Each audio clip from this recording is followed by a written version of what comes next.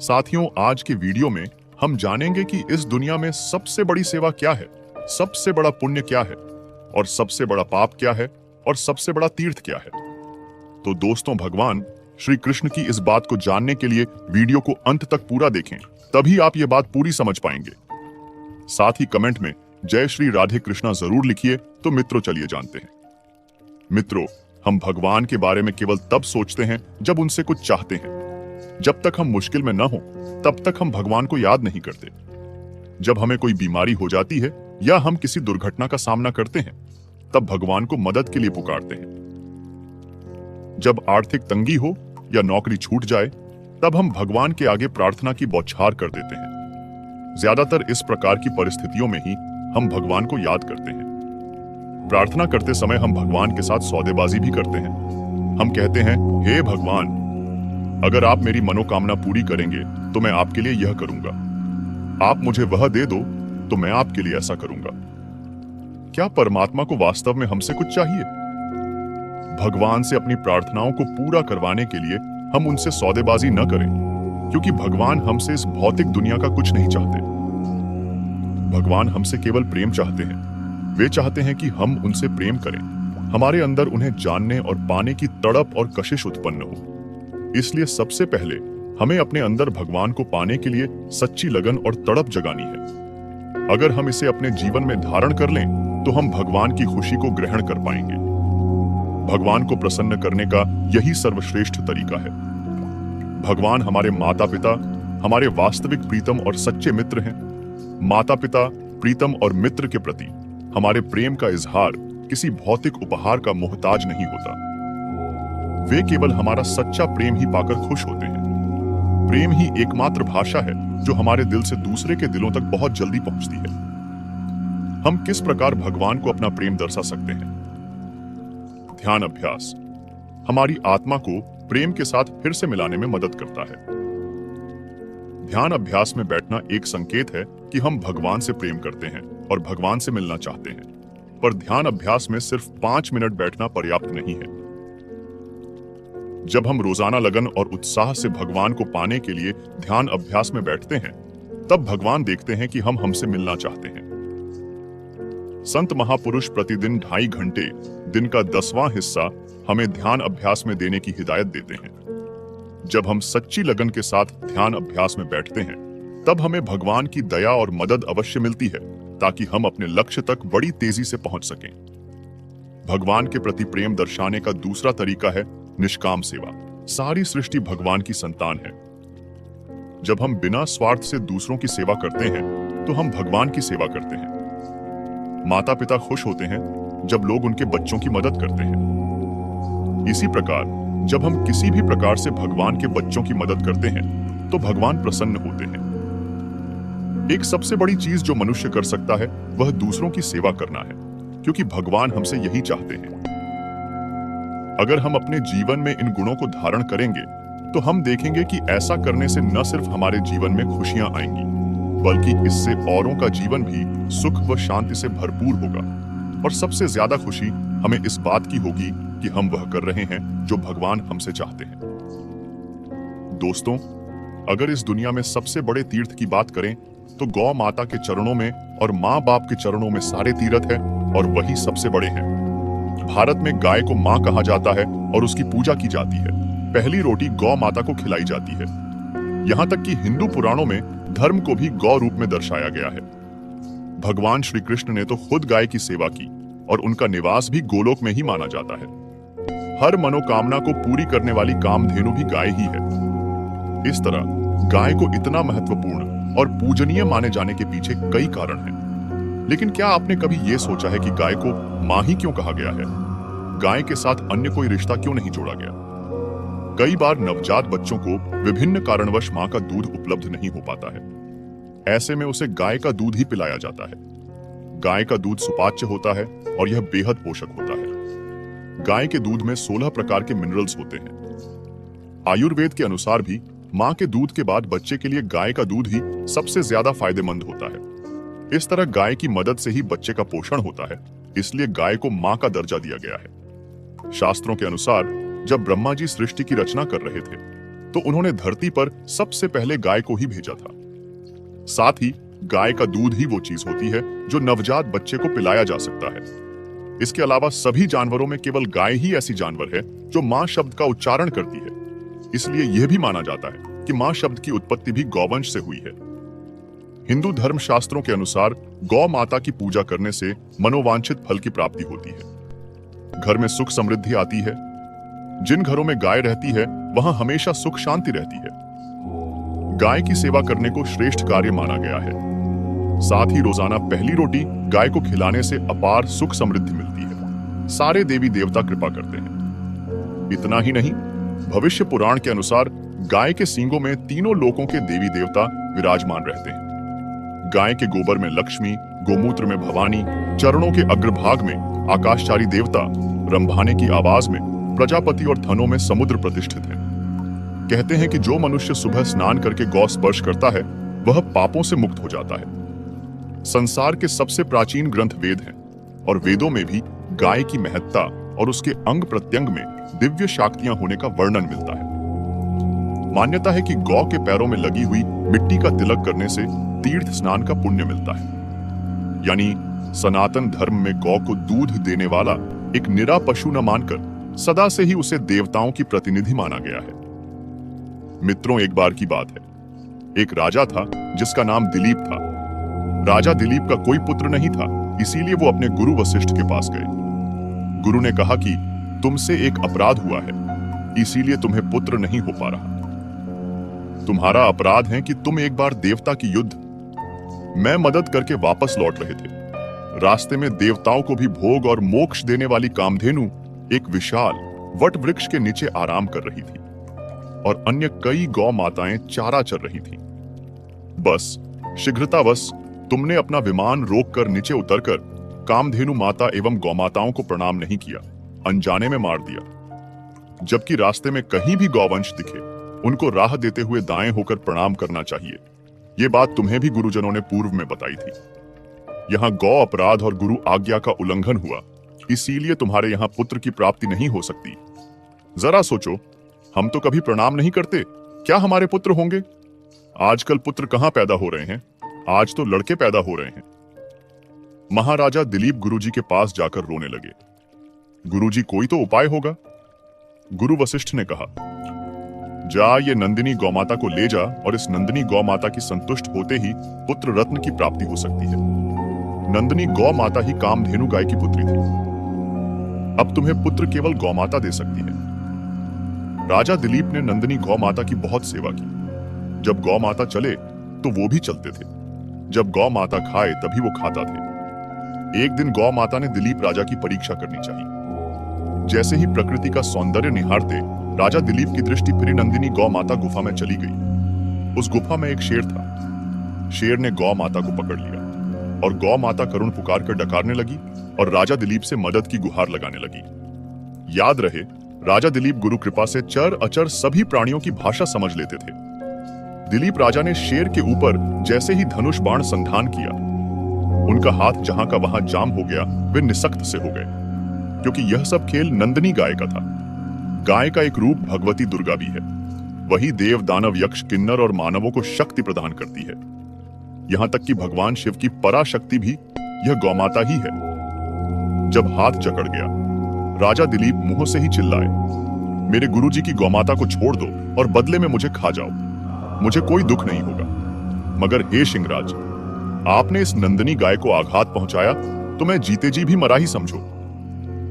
शेर ने कहा कि अरे तू तो एक राजा है, मुझे गाय को खाने दे, और वशिष्ठ जी को इस गाय के बदले दूसरी 1000 गाय दे देना, क्यों ऐसी बेवकूफी कर रहा है?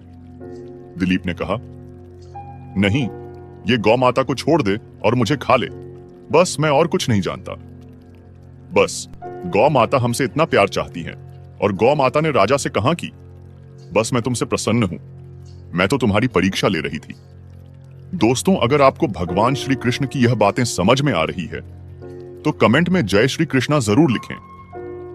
ऐसा कहकर गौ माता ने अपना समस्त वैभव राजा को दिखा दिया और राजा ने कहा कि मुझे पुत्र चाहिए। और गौ माता की कृपा से दिलीप राजा ने रघु जैसा पुत्र प्राप्त किया, जिनके नाम पर ही आगे रघुवंश चला। इसी रघुवंश में आगे जाकर स्वयं भगवान राम के रूप में नारायण प्रकट हुए। तो दोस्तों, इस प्रकार हमें गौ माता की हमेशा सेवा करनी चाहिए और कभी भी उसका अपमान नहीं करना चाहिए। और जब भी हमारे दरवाजे पर गौ माता आए तो उसे रोटी जरूर देनी चाहिए, क्योंकि वह आपके दरवाजे पर आपसे रोटी ही तो लेने आती है। दोस्तों, कहा जाता है और कि माता पिता की श्रद्धा और समर्पण भाव से सेवा समस्त तीर्थों के समान है। कहा जाता है कि माता पिता की सेवा से ही पुत्र या पुत्री का जीवन यश, कीर्ति व पुण्यशाली होता है। कहा जाता है कि यदि गंगा स्नान नहीं कर सकते और मंदिर दर्शन नहीं कर सकते, वह तीर्थ नहीं कर सकते तो कोई बात नहीं है, पर यदि उसने अपने माता पिता की पूरी श्रद्धा व समर्पण के साथ सेवा की है तो उसे समस्त तीर्थों व गंगा स्नान का लाभ मिल जाता है। इसलिए हर व्यक्ति को अपने माता पिता की सेवा से विमुख नहीं होना चाहिए, माता पिता का अनादर नहीं करना चाहिए और उनके हर आदेशों का पालन करना चाहिए। जो व्यक्ति अपने वृद्ध व रोगी माता पिता की सेवा नहीं करता और उसका आदेश का पालन नहीं करता, वह उनका अपमान करता है, तो उसे नर्क का भागी होना पड़ता है। पता नहीं कितने वर्ष तक सर्प, कुत्ते व कीड़े की योनि में जन्म लेना पड़ता है। माता पिता की सेवा से ही भगवान की सेवा हो जाती है। एक पुत्र के लिए अपने माता पिता की सेवा ही समस्त तीर्थ व ईश्वर की भक्ति व सेवा तथा पूजा पाठ से कहीं अधिक बढ़कर है। हमें अपने माता पिता की कभी भी निंदा नहीं करनी चाहिए और उन्हें सदैव प्रणाम करना चाहिए। माता पिता की सेवा करना हर संतान का प्रथम फर्ज है। जो लोग अपने माता पिता का आदर और सम्मान करते हैं, उनकी हर छोटी बड़ी जरूरतों का ध्यान रखते हैं, ऐसे लोग सभी के प्रिय और देवताओं का आशीर्वाद प्राप्त करते हैं। अगर कोई 4 धाम का दर्शन करके आए जाए, अगर माता पिता की सेवा नहीं करता तो उसका 4 धाम जाना व्यर्थ है, क्योंकि माता पिता में भगवान वास करते हैं। जिसने माता पिता की सेवा की, उसने भगवान की सेवा की। माता के चरणों में स्वर्ग का सुख है। अगर मनुष्य को स्वर्ग तलाशना है तो वह माता के चरणों में उसे खोजे। किसी भी कीमत पर माता पिता को दुखी करने वाला मनुष्य सुखी नहीं रह सकता है। इस दुनिया में अगर सुखी रहना है तो माता पिता की सेवा करनी होगी। उन्होंने कहा कि मनुष्य में कभी भी अहम का भाव नहीं आना चाहिए। अहंकारी व्यक्ति को खुद याद नहीं रहता है कि वह क्या कर रहा है। अच्छे बुरे का निर्णय ले पाना भी उसके लिए संभव नहीं हो पाता है। मनुष्य कितना भी धनवान और वैभवशाली हो जाए, लेकिन उसे एक सामान्य मनुष्य की तरह जीवन जीना चाहिए। भगवान राम समर्थ होते हुए भी एक आम व्यक्ति की तरह दूसरों के प्रति सेवा का भाव रखते थे, इसलिए उन्हें पुरुषोत्तम राम की संज्ञा दी गई थी। जिस दिन मनुष्य अहंकार को त्याग देगा, उसी दिन वह महान बन जाएगा। माता पिता की सेवा सबसे बड़ा पुण्य होता है। माता पिता संसार में प्रत्यक्ष देवता हैं, इनकी सेवा ही सबसे बड़ा भजन है। आप भजन न करें, मंदिर न जाएं, कथा न सुने चलेगा, पर यदि आप अपने माता पिता की सेवा नहीं करते हैं तो नहीं चलेगा।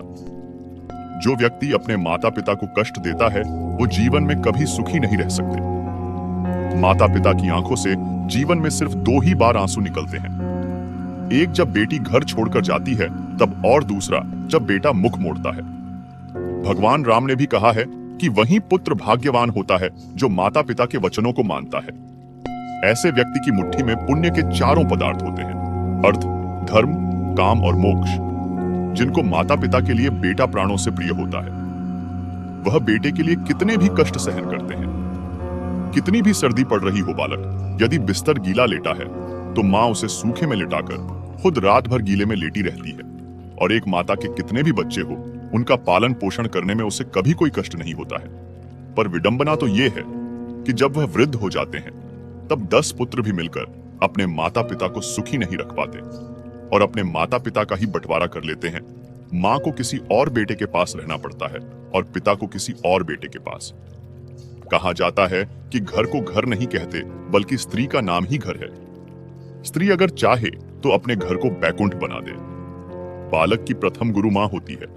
माताएं कभी ये ना सोचे कि मेरा बच्चा जब तक स्कूल में रहता है तभी तक पढ़ाई करता है।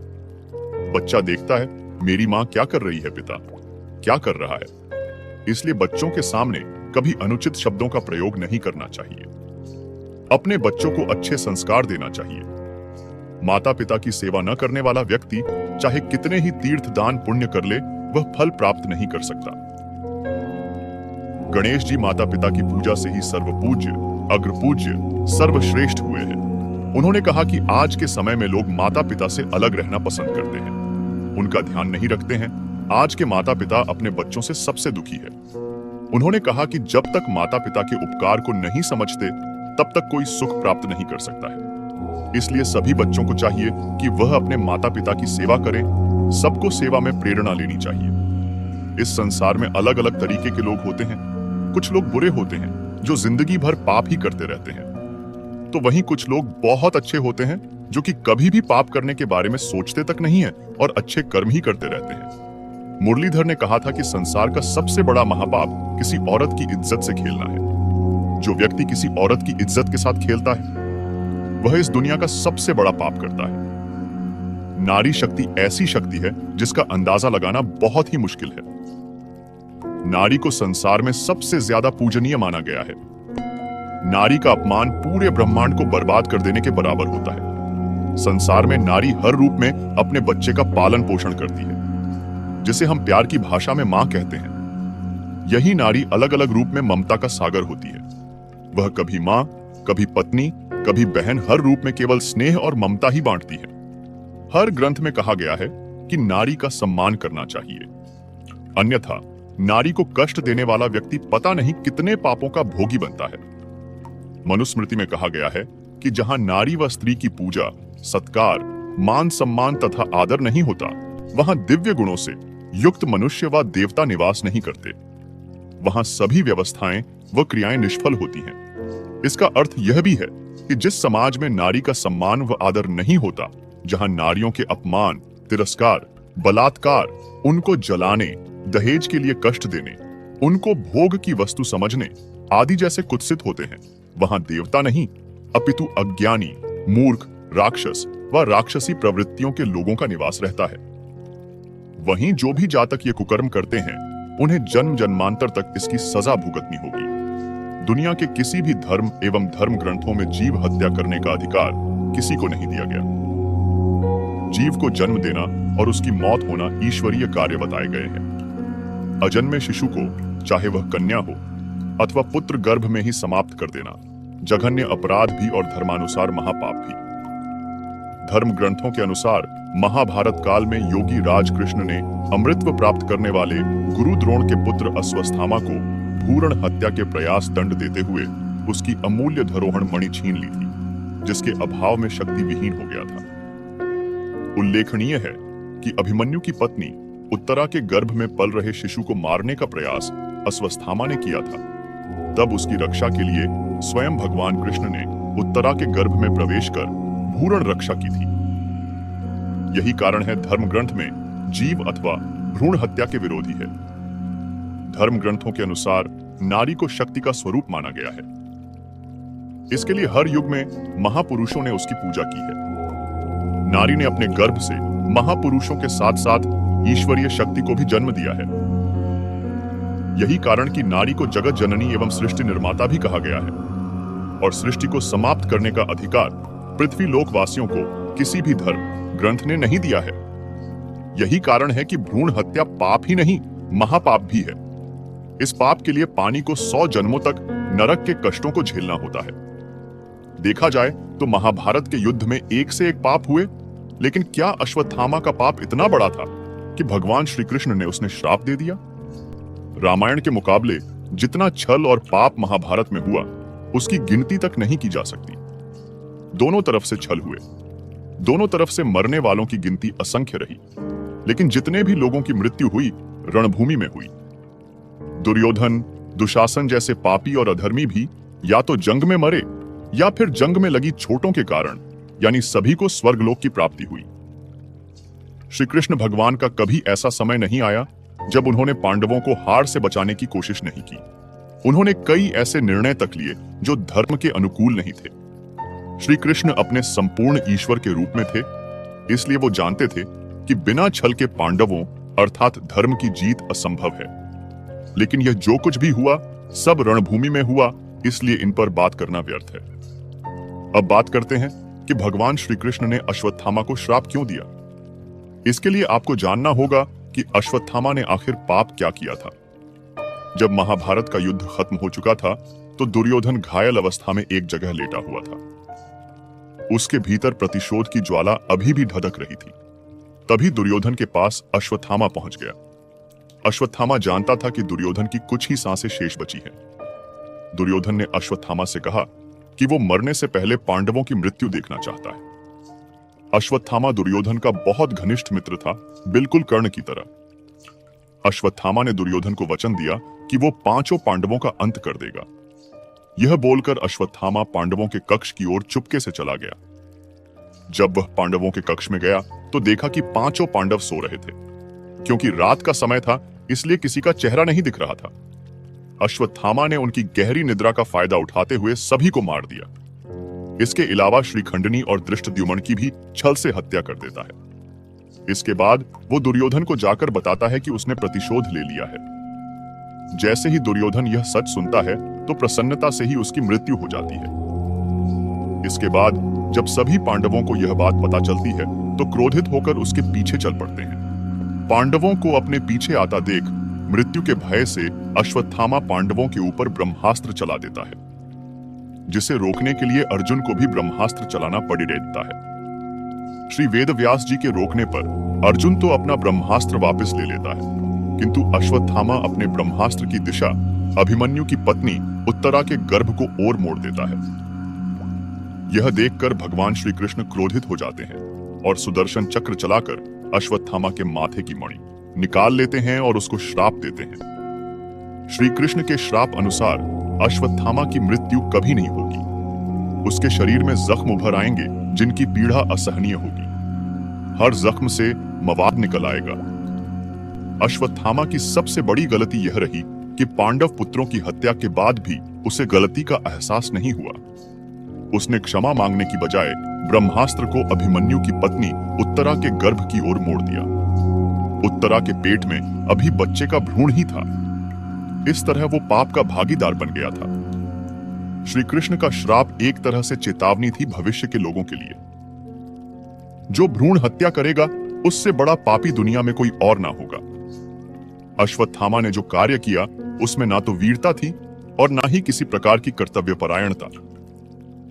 उसने पाप किया था जिसकी सजा मिलना जरूरी था। उसे मिला श्राप लोगों को याद दिलाता रहेगा कि अधर्म को युगों तक दुख भोगना ही पड़ेगा। अहंकार मनुष्य को हमेशा विनाश की ओर ले जाता है, जबकि सहज एवं विनम्र मनुष्य हमेशा विकास की ओर बढ़ता है। उन्होंने कहा कि दीन दुखियों की सेवा करके हम कई जन्म का पुण्य प्राप्त कर सकते हैं। मनुष्य को हमेशा अपने मन में सेवा का भाव रखना चाहिए। मित्रों, भगवान श्री कृष्ण कहते हैं कि व्यर्थ की चिंता क्यों करते हो और व्यर्थ में ही डरते हो। तुम्हें कौन मार सकता है? आत्मा ना पैदा होती है ना ही मरती है। जो हुआ वह अच्छा हुआ, जो हो रहा है वह भी अच्छा ही है, जो होगा वह भी अच्छा ही होगा। जो बीत गया उसका तुम पछतावा ना करो और भविष्य की चिंता भी ना करो। अभी तो वर्तमान चल रहा है। इस युद्ध में तुम्हारा क्या गया जो तुम रो रहे हो? तुम क्या लेकर आए थे जो खो दिया तुमने? क्या तुमने पैदा किया था जो खो दिया तुमने?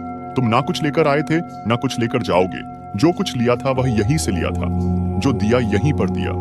जो कुछ भी तुम्हें मिला वह भगवान से मिला, जो तुमने दिया वह भी भगवान को ही दिया। तुम खाली हाथी यहाँ पर आए थे, खाली हाथी जाओगे। जो आज तुम्हारे पास है वह कल किसी और के पास होगा, परसों किसी और के पास ही होगा। तुम इसे सत्य समझकर खुश रहो। बस यही बात तुम्हें अंदर से खुश कर सकती है। परिवर्तन ही तो संसार का नियम है। जिसे तुम मृत्यु समझते हो वही तो एक नया जीवन है। इस संसार में तुम एक ही क्षण में अरबों के स्वामी बन जाते हो तो वही दूसरे पल दरिद्र बन जाते हो। मेरा तेरा, छोटा बड़ा, अपना पराया, इन सब चीजों को अपने मन से निकाल दो तो फिर सब कुछ तुम्हारा है। तुम इन सब के हो। यह शरीर भी तुम्हारा नहीं है, नहीं तुम इस शरीर के हो। यह अग्नि, जल, वायु, पृथ्वी, आकाश, इन सब चीजों से मिलकर शरीर बना है।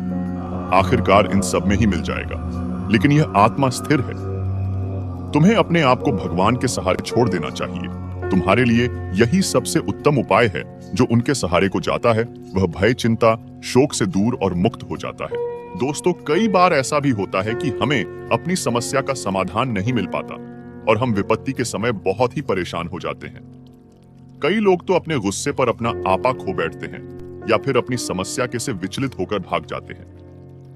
ऐसे में गीता में दिए उपदेश हमारे जीवन की सारी समस्याओं को चुटकी में हल कर सकती है और हमें अपने जीवन जीने के लिए एक बेहतर कला सिखाती है। साथ ही अपने जीवन में सफल होने की प्रेरणा भी देती है। महाभारत के युद्ध के दरमियान भगवान श्री कृष्ण ने अर्जुन को गीता के उपदेश बताए, जिसे सुनकर अर्जुन को ज्ञान की प्राप्ति हुई थी।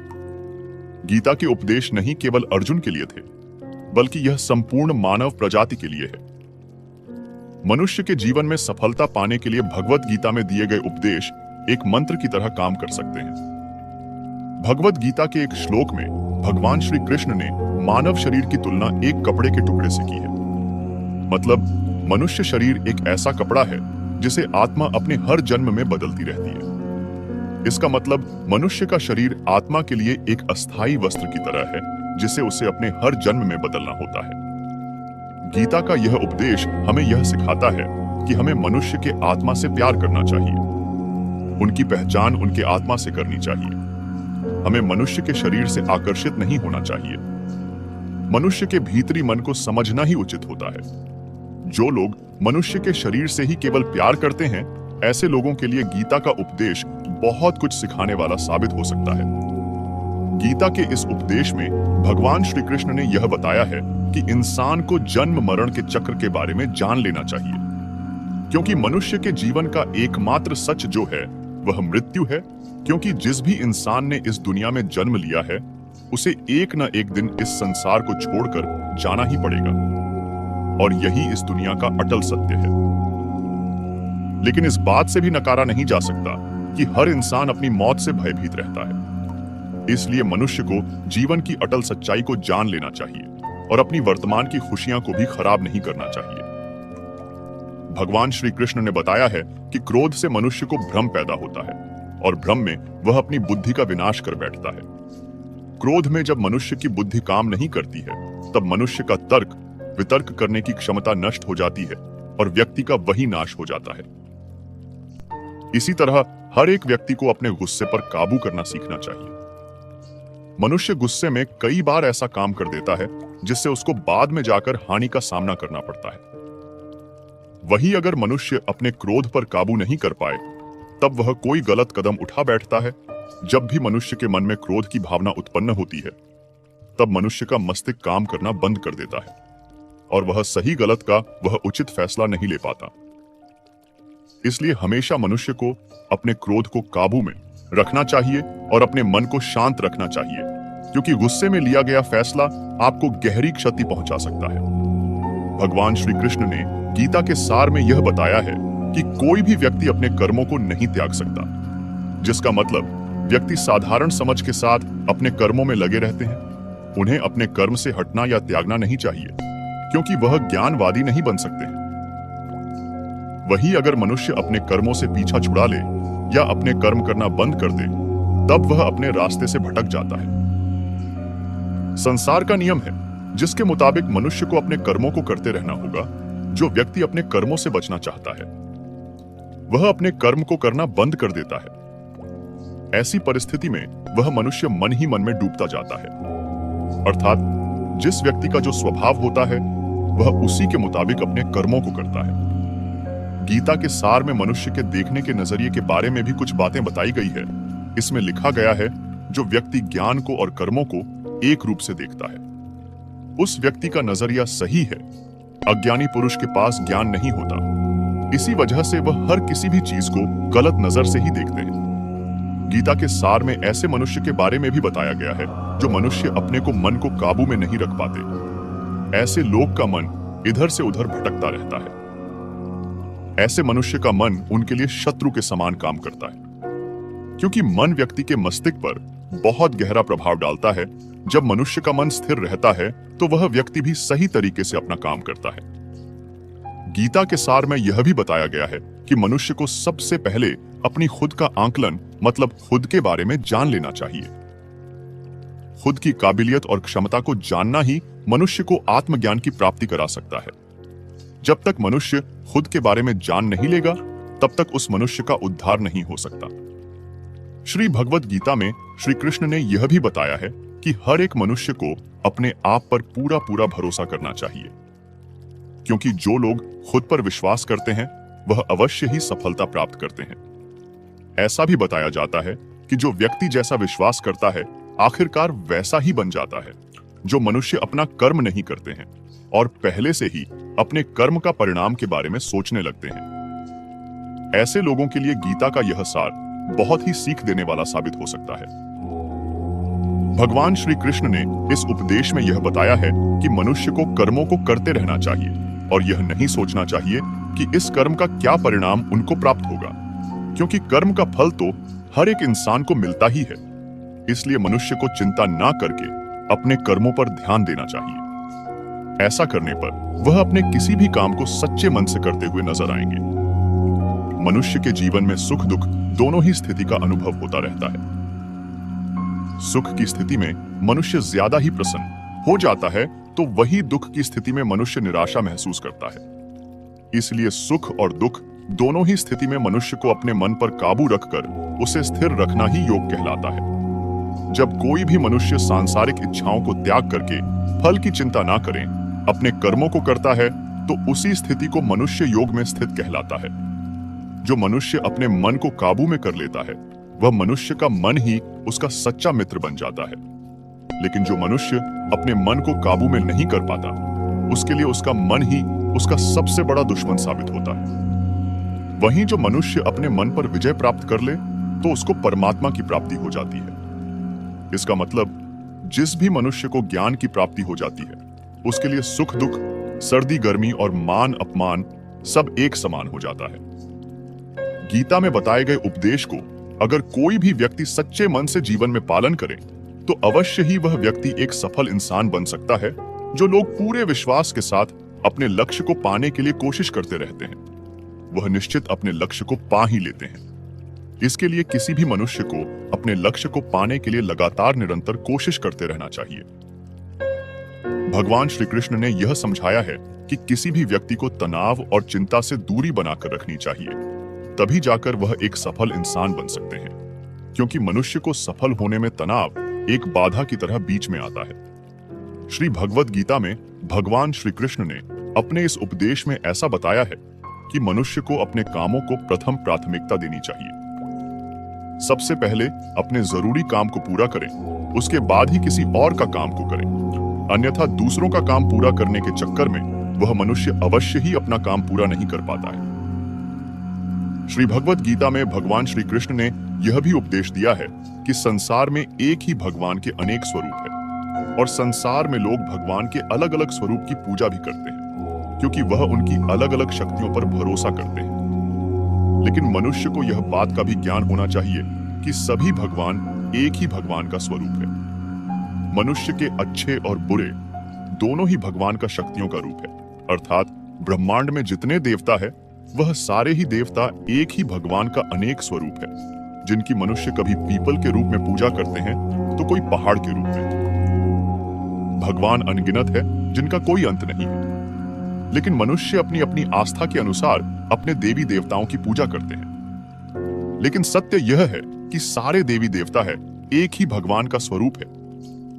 भगवत गीता सार में भगवान श्री कृष्ण ने ऐसा भी कुछ बताया है कि मनुष्य अगर सच्चे मन से भगवान की पूजा आराधना करते हैं, अपना पूरा ध्यान सच्चे मन से भगवान की ओर लगाते हैं, तो उन लोगों को अवश्य ही सिद्धि की प्राप्ति होती है।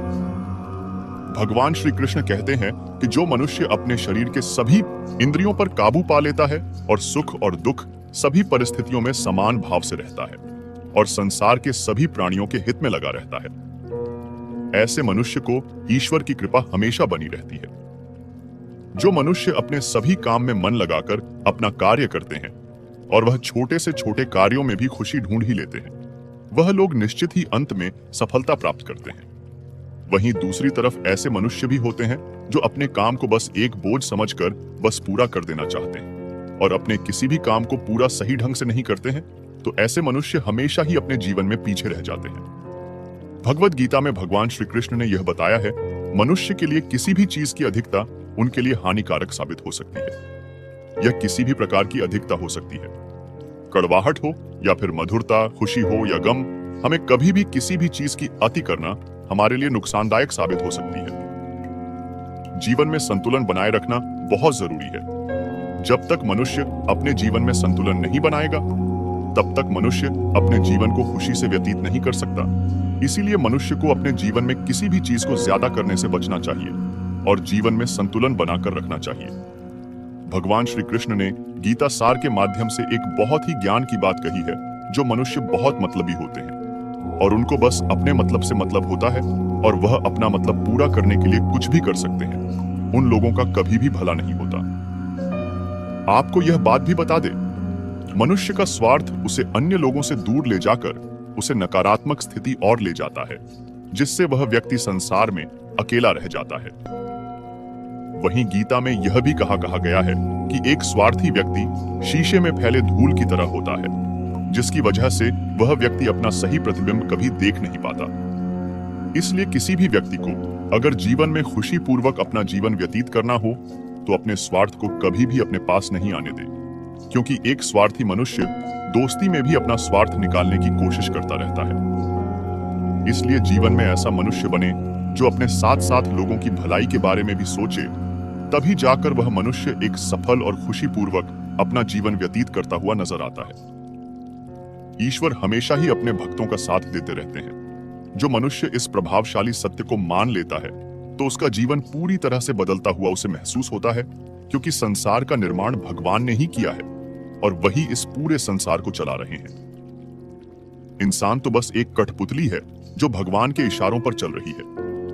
इसलिए मनुष्य को कभी भी अपने भविष्य और वर्तमान की चिंता नहीं करने चाहिए, क्योंकि भगवान उनकी हर एक विकट परिस्थिति में उनका साथ देते हैं और हमें मुश्किल से बाहर निकालते ही है। इसलिए हम सबको ईश्वर पर सदैव भरोसा रखना चाहिए, क्योंकि भगवान जो भी करते हैं वह अच्छे के लिए ही करते हैं। हमारे साथ जो भी होता है, भले ही वह हमें उस समय बुरा लगे, लेकिन आगामी समय में उसके अच्छे परिणाम मिलते हैं। भगवान श्री राम को भी वनवास मिला था, जिसे उन्होंने स्वीकार किया और संपूर्ण मानव जाति को रावण के अत्याचारों से मुक्त किया था। इसलिए भगवान जो भी करते हैं वह अच्छे के लिए होता है। जब भगवान श्री राम को वनवास मिला था, उस समय सभी अयोध्या वासियों की आंखों में आंसू थे और वे इसके लिए माता कैकेयी और उनके भाई भरत को दोषी मान रहे थे। लेकिन यह विधाता का लेख था कि वे वनवास जाएं और वहां सीता हरण हो, जिसके बाद भगवान श्री राम रावण के अत्याचारों से संपूर्ण मानव जाति को मुक्त कर सभी का कल्याण करें। इसलिए जब भी बुरा समय आए, उसे ईश्वर की इच्छा मानकर उसे स्वीकार करें और यदि अच्छा समय आए तो उसमें भगवान स्मरण करते रहे। भगवत गीता के इस सार में ऐसे मनुष्य के बारे में बताया गया है जो लोग सदैव ही हर एक परिस्थिति में सत्य पर संदेश की आदत रखते हैं और जरूरत से ज्यादा शक करते हैं। ऐसे लोगों के बारे में भगवान श्री कृष्ण ने ऐसा कहा है कि पूर्ण सत्य की खोज यह हमेशा संदेह करना मनुष्य को दुख का कारण बनती है। शक करना एक ऐसी आदत है जो मजबूत से मजबूत रिश्ते को भी खतरे में डाल देती है। वही जिज्ञासा होना एक अलग बात है, लेकिन पूरी तरह से सत्य की खोज या फिर संदेह करना उसको दुख प्रदान करती है और शक करने वाला इंसान के पास अंत में पछतावा के अलावा कुछ भी नहीं रहता। महाभारत के युद्ध के दरमियान भगवान श्री कृष्ण द्वारा दिए गए गीता उपदेश को लोग अगर अपने जीवन में उतारें तो आप निश्चित ही जीवन में सफल हो सकते हैं। गीता सार के यह उपदेश एक सफल जीवन के निर्माण के लिए बेहद महत्वपूर्ण भूमिका निभाते हैं। तो दोस्तों, उम्मीद करता हूं कि आपको यह वीडियो जरूर पसंद आया होगा, तो हमारे वीडियो को लाइक जरूर करें और ऐसे ही वीडियो और पाने के लिए हमारे चैनल को सब्सक्राइब करें। धन्यवाद। जय श्री राधे कृष्णा।